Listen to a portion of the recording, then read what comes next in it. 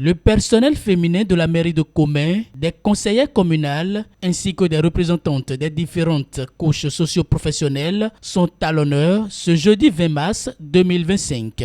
Cette joie et enthousiasme sur les visages autour du maire de la ville s'inscrit dans le cadre de la célébration de la Journée internationale des droits des femmes. Une société qui valorise ces femmes, qui leur donne les moyens de s'épanouir et d'exprimer leur potentiel, est une société qui se dote des meilleures conditions pour prospérer. Mesdames et messieurs, que cela soit clair pour nous tous, l'autonomie de la femme ne signifie pas l'indépendance de la femme vis-à-vis de l'homme, mais la capacité pour la femme et l'homme de se compléter pour bâtir un foyer, une société prospère où chacun a sa place.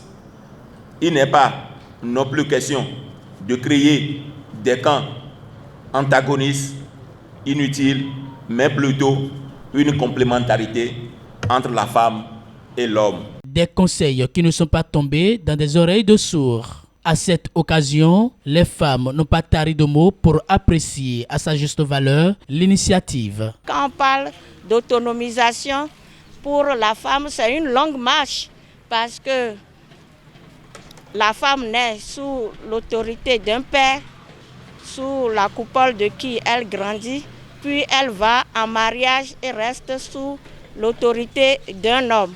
Donc quand on parle d'autonomisation, ce n'est pas une indépendance à 100%.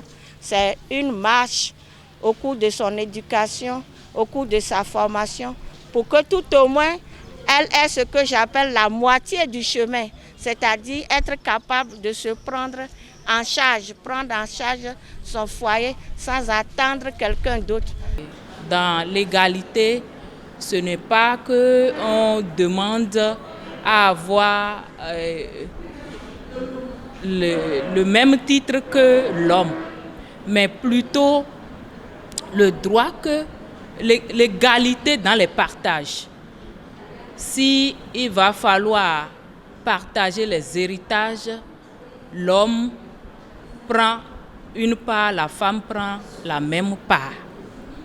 Et dans l'autonomisation, c'est-à-dire que la femme aussi doit travailler. Plusieurs avancées notables des femmes ont été enregistrées au sein de la commune. Toutefois, des défis restent à relever. C'est le lieu de témoigner de notre reconnaissance au président de la République, son Excellence, M. Patrice Guillaume Athanase Talon, pour ses efforts inlassables pour la promotion de l'égalité et des droits de la femme. La clé de notre réussite future réside dans notre capacité à former nos jeunes filles et nos jeunes garçons avec les valeurs d'égalité et de respect mutuel. L'éducation est l'outil le plus puissant pour façonner l'esprit et changer les cœurs. L'autorité municipale a également saisi l'occasion pour saluer la mémoire de ces braves femmes qui de diverses manières ont contribué au développement de la ville.